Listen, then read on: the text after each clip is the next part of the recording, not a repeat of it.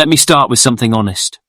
Most students lose marks on this part of the course not because it's hard, but because they think it's just common sense and don't write it like an economist. If you understand this one idea properly, you unlock evaluation, judgment, and A-star level thinking across the whole of AQA Economics. So if you stay with me through this video and actually use what I show you, you will score top marks when this appears in an exam. Where this fits in the course and why examiners love it, this point sits in economic methodology, right at the start of the course. That's not an accident. AQA are making a very clear statement here. Economics is not just numbers and diagrams, it's about choices. And when people argue about the best economic decision, they are not all using the same criteria. This bullet point is about why people disagree, even when they are looking at the same evidence. First key idea: positive consequences influence views. Let's break it down carefully. The specification says that people's views are influenced by positive consequences. In economics, positive does not mean good or bad. It means objective, factual, and evidence-based. So positive consequences are things like higher GDP, lower unemployment, increased productivity, higher tax revenue, lower prices, economic growth. These are measurable outcomes. Example: suppose the government is deciding whether to build a new airport runway. One economist might argue, it will increase employment. It will boost economic growth. It will improve trade and tourism. On purely positive grounds, that looks like a strong case. So someone who places a lot of weight on economic efficiency and growth is likely to support the runway. That's the first half of the bullet point. Second key idea: moral judgments influence views. Now we move into where top students separate themselves. The specification then says views are also influenced by moral judgments.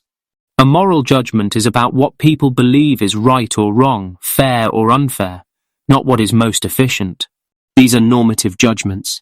Example: same policy, different view. Someone else might oppose the same runway because it increases carbon emissions. It damages local communities. It harms wildlife. Even if the runway raises GDP, they may still argue it is the wrong decision. This is crucial. Two people can agree on the facts and still disagree on the policy. Examiners absolutely love that sentence. Political judgments, the final layer. The bullet point also mentions political judgments. Political judgments are about the role of government, attitudes to taxation and spending, beliefs about markets versus state intervention. Example: a free market economist may argue, government intervention distorts incentive, markets allocate resources more efficiently. A more interventionist economist may argue, government action is needed to reduce inequality. Markets fail without regulation. Again, both might accept the same data, but reach different conclusions because of political ideology. Why this matters in the exam, this is where A-star answers come from. Here is the examiner logic, and this is vital. When AQA ask, evaluate whether the government should, they are not expecting one correct answer. They are rewarding students who show that different people value different outcomes. Policies involve trade-offs. There is no single objective definition of best.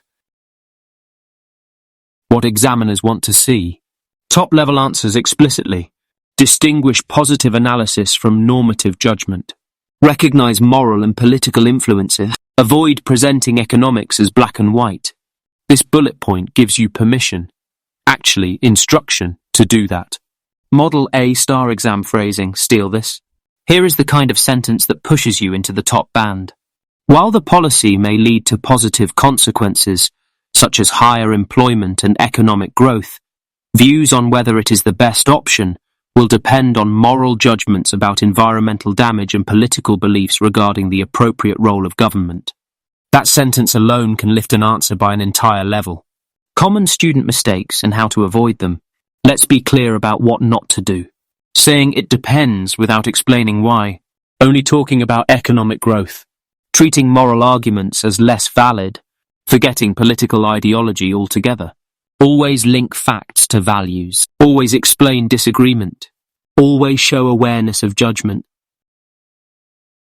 8. Final takeaway. Economics is not about finding the answer. It is about understanding consequences, recognizing trade-offs, explaining disagreement intelligently. If you do that, you don't just answer the question. You think like an economist. If this explanation helped, that's exactly what this channel is for. This is AQA Economics explained, one specification point at a time, clearly and properly. Subscribe if you want to stop guessing what examiners want and start writing answers they actually reward.